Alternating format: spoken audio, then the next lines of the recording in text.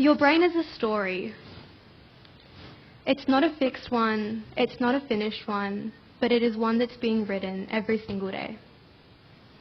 With every action that you practice, with every thought that you repeat, and with every feeling that you allow to stay just for a little too long, they all leave physical traces. This is called neuroplasticity, the brain's ability to physically change upon experience. But not just any experience, repeated experience. And how do I know this? Why can I say this? Because I've lived this. It means that the people that we are today does not lock us into being these same people tomorrow. We are all beings capable of change. From my experience, when I first started high school, I didn't have many friends. And just like everyone else around me, I was desperately trying to catch on to a life raft to survive the drastic change that we all faced. And the life raft that I grabbed onto was a group of friends. A group of friends that surrounded me with negativity, with judgment, with criticism. Something that I just could not get out of. And in that environment, I rehearsed a version of myself that I was not entirely proud of. I just felt judged every 2 minutes. I had to think 5 times before I made a decision. I self-doubted myself. I constantly thought that I was just not enough. And I became a person that went against everything, all my values, everything that I stood for. And fast forward, I made a new group of friends. I made a group of friends that taught me how to learn again. They taught me how to laugh again. They taught me how to love again. They taught me to look at everything in a positive perspective. They told me to look at everything from the lens of it's a glass half full, not a glass half empty. And my thought patterns shifted with that. I changed the way I thought with that just because I was surrounded with such positive people. And why did my thought patterns shift? They shifted because my environment shifted.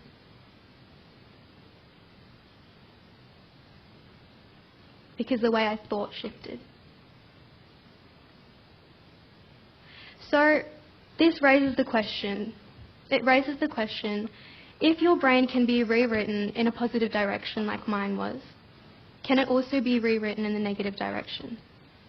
Because your brain isn't judging. It doesn't judge what it learns. It doesn't judge the experiences. It just learns them. It just absorbs them. And the experiences that are repeated the most, the connections that your brain builds, those become the strongest. And the experiences that, you don't repeat as much, they become the weakest. So I want to tell you a story. Not about bad people, but about how a brain can be shaped. Imagine a baby, okay? So first, their world is small. A face, a voice, a moment. Very small. But every time that baby, they reach for a toy, they cry, they're comforted by someone, or they hear a voice, their brain is building connections that get stronger and stronger and stronger each time that experience happens. And so now imagine that same baby grows up in a different environment this time. But instead of feeling loved, they feel unsafe. They feel unworthy. They feel they are not enough. Those experiences, they don't just have an impact in that moment, they leave lasting impacts. Your brain decides to just go the fight or flight mode. It doesn't think, it just reacts, just to survive. So that same baby will then grow up one day. And then they make a decision that makes everyone go, that shocks everyone, and everyone goes, how can someone become like this? How can someone even do something like this? But that's not the question we should be asking. The question is, what did they repeat? What environment did they grow up in? What shaped their story? And we actually see this in real life. Brain scans comparing the brain of a healthy person, and I hope the brains of you and me, and comparing with the brains of a violent murderer. And they show something striking. Reduced activity in this part of the brain, the prefrontal cortex. So that's the part of the brain responsible for impulse control, decision making, and your emotional responses.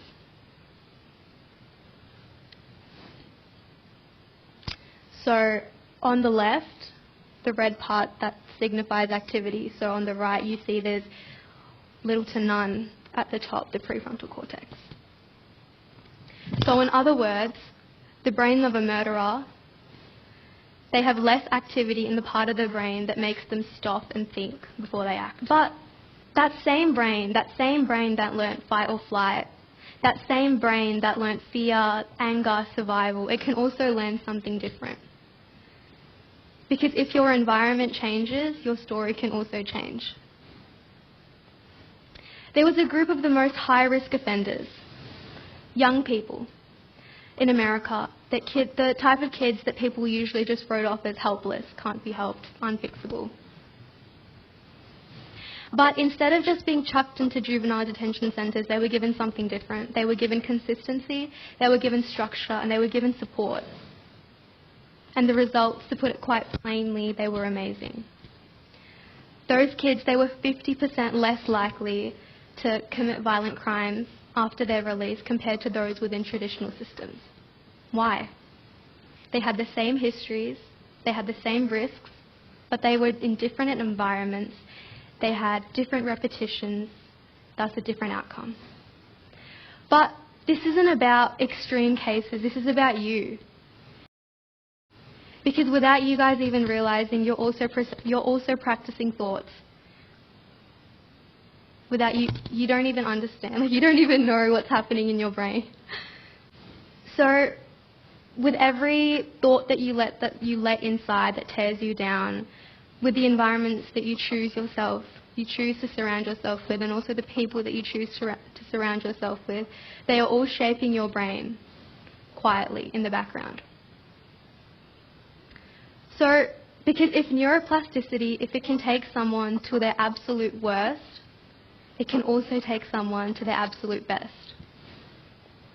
So if there's one thing that you take away from today, I hope it be careful what you practice. Because your brain, it is always listening, it's always learning, and it is always becoming. And whether you realize it or not, you are writing your story every single day. Thank you.